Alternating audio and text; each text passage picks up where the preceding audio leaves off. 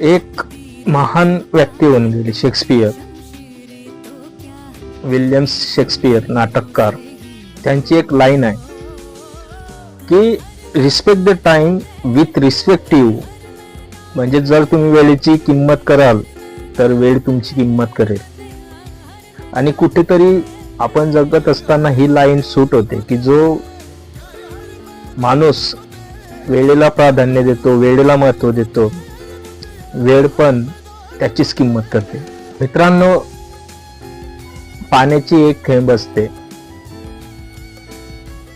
कालांतराने ती दगडावर सातत्याने पडत असते आणि पडल्याने परिणाम असा होतो की काही वर्षाने त्या दगडाचे 2 तुकडे होतात, कारण ते विभागले जातात.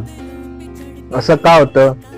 कारण सातत्याने एक काम केल्याने ते सक्सेस मिळतं. त्याचप्रमाणे तुम्ही काम करत असाल